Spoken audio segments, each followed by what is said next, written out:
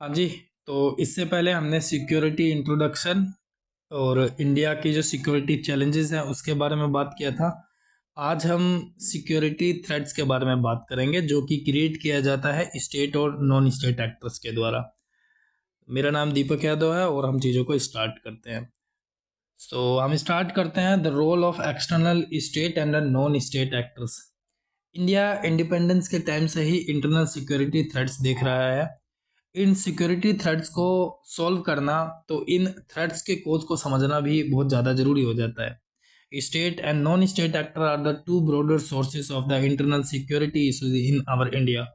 So, what is external state actor? External state actor get backing from the other sovereign country or a state or any of the government. Example: Pakistan, intelligent wing, ISI, army, bureaucracy, and etc. What's about the non-state actors? जो state से independently operate करते हैं, उनके पास कोई भी formal power नहीं होती और इसमें टेररिस्ट ग्रुप लाइक अलकायदा या नक्सल ग्रुप लाइक सीपीआई माओइस्ट की बात कर सकते हैं। इसके अलावा एनजीओ, लिविंग सोसाइटी ऑर्गेनाइजेशन और मल्टीनेशनल कंपनीज एक्सेट्रा भी नॉन स्टेट एक्टर्स में इंक्लूड होते हैं। अब हम बात करते हैं कि स्टेट एक्टर्स क्या होते हैं और स्टेट एक्टर से इंटरनल सिक्योरिटी थ्रेट्स में क्या क्या हो सकता है।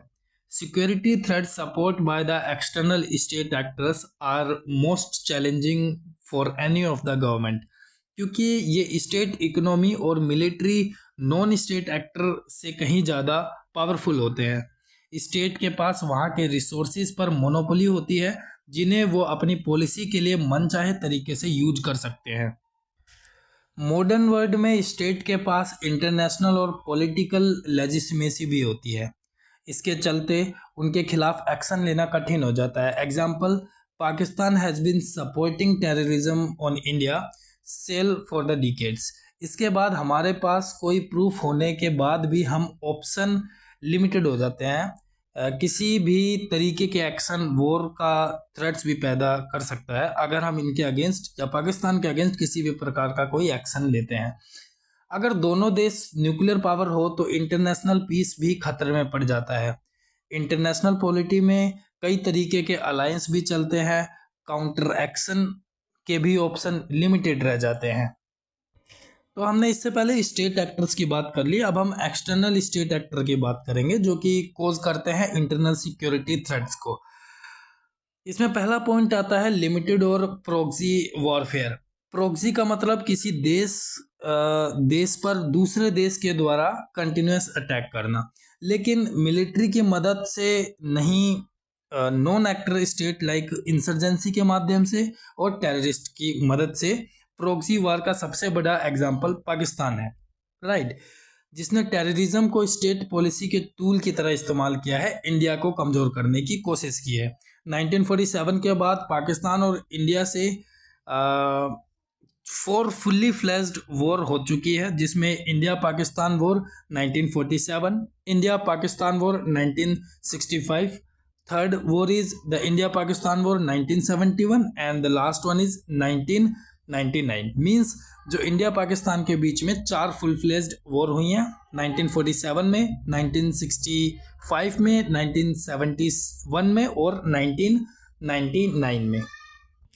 और इसमें जो पाकिस्तान है ये सभी वॉरों में डिफीट हुआ था, because India is much more efficient in conventional things like economically India is much more stronger then Pakistan. Military and political stability में इंडिया आगे है पाकिस्तान से, इसलिए कन्वेंशनल वॉर को छोड़कर पाकिस्तान प्रॉक्सी वॉर का सहारा लेता है। और इस प्रॉक्सी वॉर को काउंटर मेन जम्मू कश्मीर रहता है, जहां सेपरेटिस्ट को टेररिस्ट और इंसर्जेंसी को फंडिंग, ट्रेनिंग, आर्म प्रोडक्शन देकर पाकिस्तान ने इंडिया के लिए एक इंटरनल सिक्योरिटी थ्रेट्स को बॉर्न किया है। इसके अलावा चाइना ने भी हिस्टोरिकली कई तरीके के एंटी इंडियन इंसर्जेंट्स को भी सपोर्ट किया है। इनमें नागा, मीजो, मेइती और यूएलएफए जैसे इंसर्जेंट ग्रुप का नाम क्रूशल है। इन्हें चाइना में सेफ हेवन प्रोवाइड करना और इनके नेटवर्क को श्रेय देना major form of external state support कहा जाता है। इंडिया के माओइस्ट इंसर्जेंसी को भी चाइना से फिलोसफिकल, मोरल, फाइनेंशियल सपोर्ट मिलता रहता है।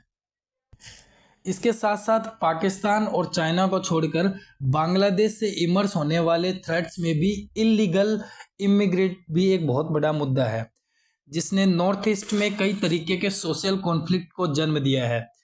यहाँ पर बांग्लादेश स्टेट का कई खास डायरेक्ट इन्वॉल्वमेंट नहीं है, लेकिन इन प्रॉब्लम के खिलाफ स्टेट इनएक्टिविटी ने भी इस थ्रेट्स को जन्म दिया है, जो इंडिया के लिए एक बड़ा चैलेंज बन जाता है। लाइक म्यांमार से मर्ज होने वाला रोहिंग्या इमिग्रेशन भी एक ऐसा ही एक मेजर सिक्योरिटी थ्रेट्स बन सकता है, जिन पर सिक्योरिटी एजेंसी की नज़र बनी हुई है।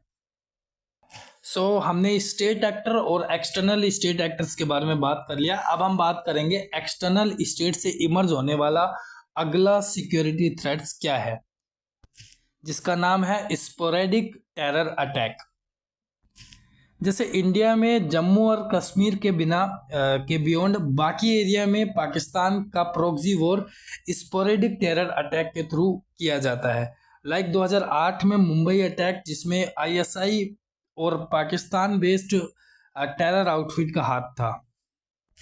और इसके बाद लश्कर तोयबा द्वारा 2010 में Pune bombing one of the most bomb का एक एग्जाम्पल है, जिसमें पाकिस्तान के आईएसआई का एक बहुत बड़ा हाथ था।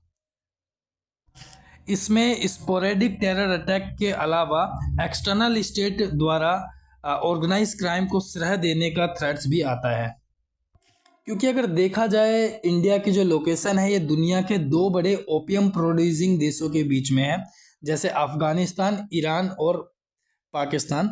और इन तीनों के बीच में जो लोकेशन पड़ती है, जिसे हम कहते हैं गोल्डन क्रीसेंट, इस लोकेशन में ओपियम प्रोड्यूसिंग का जो फार्म है वो एग्जिस्ट करता है। और दूसरा जो है साउथ ईस्ट एशिया में, जो कि म्यांमार, थाईलैंड और लाओस के बीच में है। और इस ट्राई जंक्शन को हम गोल्डन ट्रायंगल बोलते हैं। मतलब जो गोल्डन क्रिसेंट है वो अफगानिस्तान, ईरान और पाकिस्तान के पास मिलता है, और गोल्डन ट्रायंगल जो है वो म्यांमार, थाईलैंड और लाओस के बीच में मिलता है। और इसमें जो पंजाब ड्रग मेनेस के बारे में हम जानते ही हैं, क्योंकि इंडिया में क्रॉस बॉर्डर एक्सेस जो है वो चल रही है, जिसमें ड्रग ट्रैफिकिंग जो मेन सोर्स ऑफ इनकम हो जाता है पाकिस्तान का। और बॉर्डर के क्रॉस किए बिना स्टेट सपोर्ट के इतने बड़े लेवल का ड्रग मेनेस एग्जिस्ट नहीं कर सकता, क्योंकि अदर कंट्रीज का स्टेट सपोर्ट है, जिसके कारण ये ड्रग मेनेस और ड्रग ट्रैफिकिंग पंजाब जैसे स्टेट में की जा सकती है। अफगानिस्तान में तालिबान के पावर में आने के बाद वेस्टर्न बॉर्डर में ड्रग मेनेस के जो चांसेस है वो बढ़ने की आकांक्षा है, क्योंकि तालिबान हमेशा से ही ओपियम प्रोड्यूसिंग और ओपियम ट्रेड का एक major source of income Taliban और अफगानिस्तान का रहा है। इसी प्रकार से ड्रग ट्रैफिकिंग और ओपियम ट्रेड में हमने जो म्यांमार बॉर्डर के क्रॉस बॉर्डर को भी देखना हमें बहुत ज़्यादा ज़रूरी हो जाता है। सिर्फ तालिबान या फिर अफगानिस्तान, ईरान और पाकिस्तान ही मेन इशू नहीं है, म्यांमार के साइड बनने वाला जो गोल्डन ट्रायंगल है, वहाँ पे भी ड्रग मेनेस और ड्रग ट्रैफिकिंग की पॉसिबिलिटी बहुत ज़्यादा है।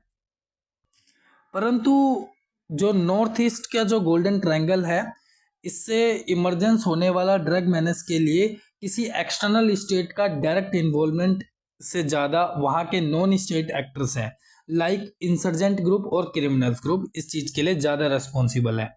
जैसे पाकिस्तान उस तरफ की साइड है, और यहाँ पर जो नॉन स्टेट एक्टर है वो ज़्यादा रेस्पॉन्सिबल है। किस साइड? म्यांमार की साइड। नॉर्थ ईस्ट के अपने जियोग्राफिकल चैलेंजेस भी हैं, इसलिए वहाँ पर बॉर्डर मैनेजमेंट एक टफ टास्क बन जाता है, जिसके चलते यहाँ ड्रग मैनेज की काफ़ी रैम्पेंट ड्रग जो मैनेज है वो जो ड्रग ट्रैफिकिंग है वो काफ़ी रैम्पेंट है। ड्रग मैनेज के अलावा human trafficking, arm trafficking, cattle trafficking etcetera भी एक्सटर्नल स्टेट द्वारा पोजेस्ड थ्रेट्स इंडिया के लिए बढ़ जाता है। पर पाकिस्तान के अलावा बाकी के एक्सटर्नल नेबिंग कंट्री स्टेट के हम प्रॉब्लम के लिए डायरेक्ट ब्लेम नहीं कर सकते, क्योंकि वो टेरर को स्टेट पॉलिसी की तरह यूज़ नहीं करते।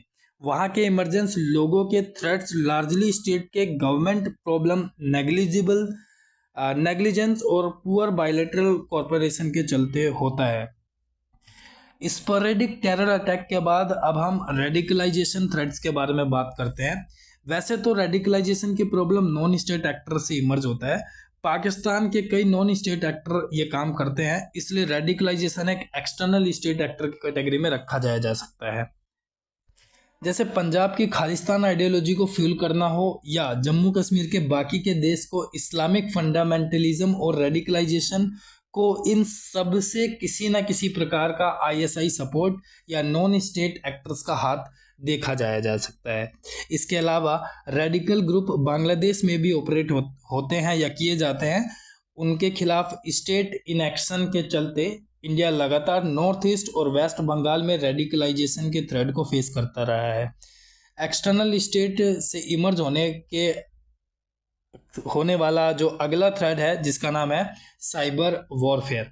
तो साइबर वॉरफेयर भी आज के समय पे एक बहुत बड़ा इशू हो जाता है, और हम अब बात करते हैं साइबर वॉरफेयर के बारे में। पिछले एक दशक में इंडिया में कई बार साइबर वॉरफेयर का केस देखा गया है।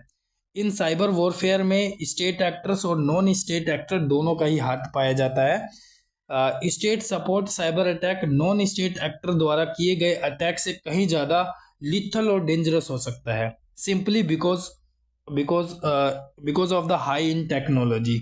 साइबर वेयरफेयर में एडवांस परसिस्टेंट थ्रेट्स मतलब एपीटी एक डेंजरस थ्रेट है जो स्टेट या फिर स्टेट स्पॉन्सर ग्रुप ही लॉन्च कर सकते हैं। Means in advanced persistent threats in cyber warfare can also launch the most state sponsored group। APT को डिटेक्ट कर पाना विक्टिम के लिए चैलेंजिंग हो जाता है। जैसे हम कुछ एग्जाम्पल की बात करें, सिक्योरिटी रिसर्चर टाइमो स्टेफन ने बताया कि चाइनीज स्टेट का एपीटी लैंडस्केप काफ़ी ज़्यादा स्ट्रॉन्ग है और वेल इस्टेब्लिश्ड भी है, जिसकी मदद से Chinese government cyber espionage govern करती है। जैसे PLA यूनिट 61398 और APT1 और PLA यूनिट 61486 और APT2 ये Chinese state sponsor cyber espionage unit का नाम है, जिनमें टाइमो स्टीफेंस ने दुनिया के सामने रखा था। एस्पियोनाज के अलावा sabotage, propagandas, manipulation, economic warfare state led by the cyber warfare का एक ही पार्ट माना जाता है। 2016 के जो यूएस इलेक्शन में Russia intervention by the cyber manipulation एक बहुत बड़ा एग्जाम्पल माना जाता है, जहां पब्लिक ओपिनियन को मैनिपुलेट कर इलेक्शन को इन्फ्लुएंस करने की कोशिश की गई थी। जैसे नॉन स्टेट एक्टर द्वारा कॉज किए गए इंटरनल सिक्योरिटी थ्रेट्स की भी हम इसमें बात कर सकते हैं। इसके बाद फाइनली हम बात करते हैं इंटरनल सिक्योरिटी का जो चैलेंज है जो क्रिएट किया जाता है नॉन स्टेट एक्टर्स के द्वारा। Insurgency is the major threats posed by the non state actor, यानी कि persistence, organise violence, struggle against the Indian state. India में इंसर्जेंसी की major problem Jammu and Kashmir और नॉर्थ ईस्ट स्टेट में है। नॉर्थ ईस्ट की बात करें तो एथिक आइडेंटिटी को लेकर असर्शन और कॉन्फ्लिक्ट के चलते वहाँ के ऐसे कई नॉन स्टेट एक्टर हैं जो इंसर्जेंसी को लेड करते हैं। जैसे ULFA, NBFB means national democratic front of the Borderland, NSCN national socialist council of Nagaland and KLO के नाम से इंसर्जेंस ग्रुप इस रीजन्स में ऑपरेटिव होते हैं। Like such group in northeast either demand the separate nation or a greater autonomy। कुछ group का motive Indian state के खिलाफ स्ट्रगल करना है, तो कुछ इंट्रा ट्राइबल सुप्रीमेसी और कॉन्फ्लिक्ट को लेकर स्ट्रगल आपस में करते रहते हैं। जम्मू एंड कश्मीर में भी नॉन स्टेट एक्टर एक्टिव है। यहाँ पर unlike north east, Jammu and Kashmir की इंसर्जेंसी में रिलीजियस रेडिकलाइजेशन एक इम्पोर्टेंट एलिमेंट है। जैसे पाकिस्तान और इंडिया के बीच में जम्मू कश्मीर के अंदर रिलीजियस रेडिकलाइजेशन ज़्यादा देखने को मिलता है, whereas in north east state वहाँ पर हमें रिलीजियस रेडिकलाइजेशन ना देखकर इंटर ट्राइबल सुप्रीमेसी और इंडियन मोटिव का जो देश के खिलाफ स्ट्रगल है वो देखने को मिलता है। इसके अलावा जम्मू और कश्मीर ने एक्सटर्नल स्टेट यानी पाकिस्तान का सपोर्ट भी विजिबल है। हालांकि नॉर्थ ईस्ट इंसर्जेंसी में चाइनीज सपोर्ट की बातें होती है, लेकिन यह सपोर्ट कंसिस्टेंटली नहीं है और सपोर्ट की इंटेंसिटी भी काफ़ी कम है। मींस पाकिस्तान का वहाँ पर इंटेंसिवली सपोर्ट किया जाता है, यहाँ पर चाइना का कंटिन्यूस और कंसिस्टेंट सपोर्ट नहीं देखा जाया जा सकता नॉर्थ ईस्ट स्टेट की तरफ। जम्मू एंड कश्मीर के north state non state actors में लश्कर तोयबा, हिजबुल मुजाहिदीन एक्सेट्रा का नाम आता है, जो पाकिस्तान की मदद से यहाँ इंसर्जेंसी को बढ़ावा देते रहे हैं। 1990s में मींस 1990 में कश्मीरी पंडित के खिलाफ एट्रोसिटी में भी इंसर्जेंसी के रिजल्ट पाए गए थे। नॉर्थ ईस्ट स्टेट और Jammu and Kashmir insurgency cases में इंसर्जेंसी द्वारा यूज होने वाले मेथड्स में मिलिटेंसी, टेररिज्म, बॉम्बिंग और प्रोपेगेंडा के अगेंस्ट सब शामिल किए जाते हैं। इसके अलावा 1980 में पंजाब की खालिस्तानी इंसर्जेंसी में भी एक मेजर इंटरनल सिक्योरिटी थ्रेट्स देखा गया था, जिसमें जर्नैल सिंह भिंडरवाला मिलिटेंट के अंडर खालिस्तानी इंसर्जेंसी अपने पीक पर थी। स्टेट एफर्ट्स के बाद भी खालिस्तानी मूवमेंट काफ़ी हद तक कमज़ोर कर दिया गया था, पर अभी भी हमें 2022 में और 23 में खालिस्तानी की जो इंसर्जेंसी थी वो हमें देखने को मिली थी। जैसे आज भी छोटे छोटे खालिस्तानी नेटवर्क की एग्जिस्टेंस की प्रोबेबिलिटी बताई जाती है। इनमें से कई नेटवर्क इंटरनेशनल लेवल पे भी ऑपरेट होते हैं, ऐसा इंटेलिजेंस एजेंसी का दावा है। नॉन स्टेट एक्टर्स के अलावा भी एक दूसरा थ्रेट है जिसका नाम है टेररिज्म। तो अब हम टेररिज्म की बात करते हैं। इंसर्जेंसी अफेक्टेड एरियाज में एक बड़ा प्रॉब्लम तो है, लेकिन देश की बाकी एरियाज में एक बहुत बड़ा थ्रेट भी है।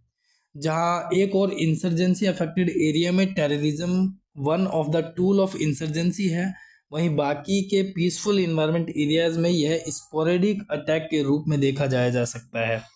इंटरनेशनल टेरर ऑर्गेनाइजेशन जैसे अलकायदा, आईएसआई, लश्कर तोयबा, हिजबुल मुजाहिदीन और जैश मोहम्मद एक्सेट्रा से यह थ्रेट्स बने रहते हैं।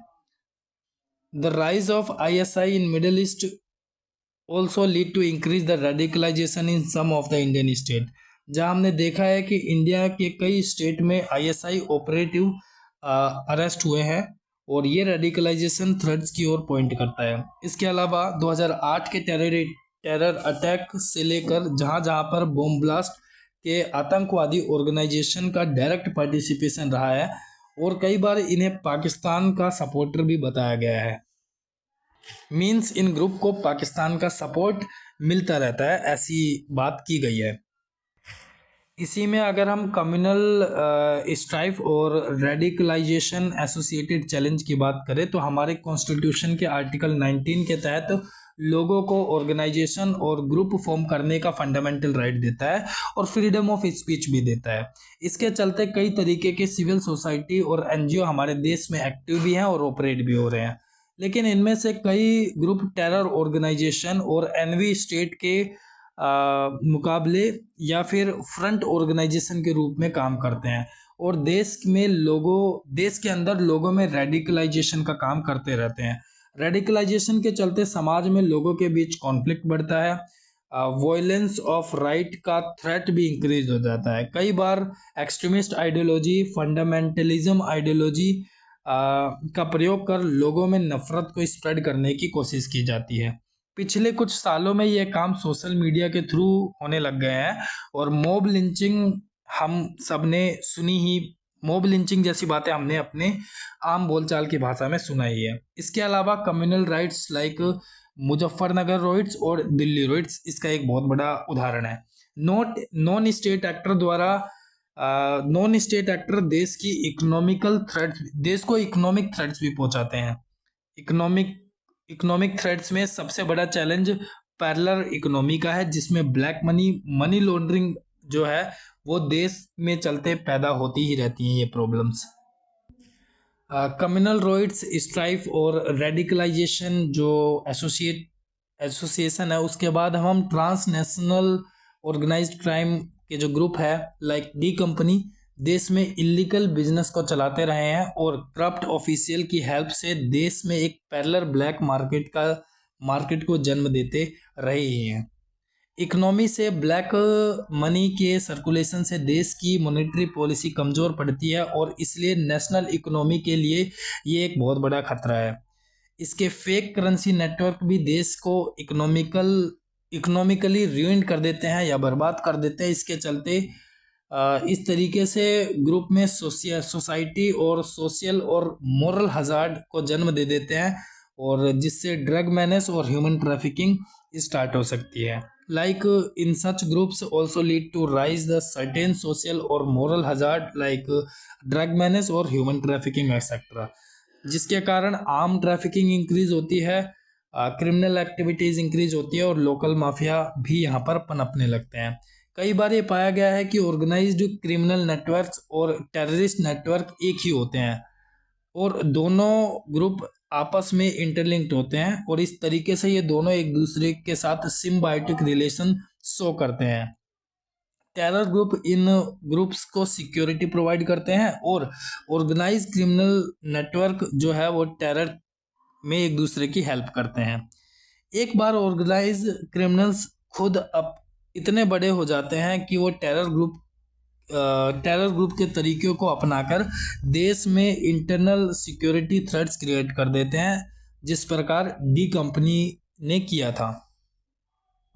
जैसे डी कंपनी ने 1993 में मुंबई ब्लास्ट को किया था। फाइनली अब हम नक्सलिज्म के बारे में पढ़ेंगे। नक्सलिज्म एक नॉन स्टेट एक्टर है। फॉर्मर पीएम मनमोहन सिंह ने लेफ्ट विंग एक्सट्रीमिज्म इंडिया का एक सबसे बड़ा एक्सटर्नल सिक्योरिटी थ्रेट्स बताया था। सीपीआई मूविस्ट के नाम से बैन नक्सल नॉन स्टेट ग्रुप के बैनर के तले इंडिया में नक्सलिज्म को ऑपरेट किया जा रहा था। इस एक्सट्रीमिज्म में इंडिया के बैकवर्ड एरिया में इन्होंने अपनी पकड़ बनाई हुई थी और वहाँ के लोगों के परपेचुअल बैकवर्ड और डेप्रिवेशन की ओर कंटिन्यूसली उन लोगों को ढकेला जा रहा था। साइबर सिक्योरिटी थ्रेट्स में भी नॉन स्टेट एक्टर का हाथ था। हालांकि स्टेटलेस साइबर अटैक थ्रेट्स ज़्यादा लीथल और स्ट्रांग होते हैं, लेकिन नॉन स्टेट एक्टर द्वारा जो लेड साइबर सिक्योरिटी थ्रेट भी कुछ कम खतरनाक नहीं है। नॉन स्टेट एक्टर द्वारा पोस्ट साइबर थ्रेट्स का मकसद इस प्रकार होते हैं कि while some group indulging in cyber crimes for monetary gain और do some destabilisation in a country like phishing, espionage, data theft, ransomware attack, skimming और हैकिंग। नॉन स्टेट एक्टर द्वारा पोस्ट साइबर सिक्योरिटी थ्रेट्स इस प्रकार ही किए जाते हैं। External state और नॉन स्टेट एक्टर ये सब कुछ इंटरनल सिक्योरिटी थ्रेट्स के अंदर ही आता है। पीछे जो हमने डिस्कस किए थे कुछ 6 threats, phishing, espionage, data theft, ransomware attack, skimming और हैकिंग, ये जो थ्रेट्स है आइसोलेशन में ऑपरेट नहीं किए जाते। स्टेट और नॉन स्टेट एक्टर के पास भी आपस में इंटरलिंक्ड होता है और इनके द्वारा पोस्ट थ्रेट्स में भी क्योंकि ऐसा इसलिए बिना फंडिंग के कोई भी टेरर ग्रुप ऑपरेट नहीं किया जा सकता और बिना स्टेट सपोर्ट के कोई भी terror group long term survive नहीं कर सकता। कई बार ऐसा होता है कि जो ग्रुप टेररिज्म करते हैं वो ऑर्गेनाइज क्राइम में भी खुद न खुद इन्वॉल्व होते हैं। So it's all about state actors and non-state actors.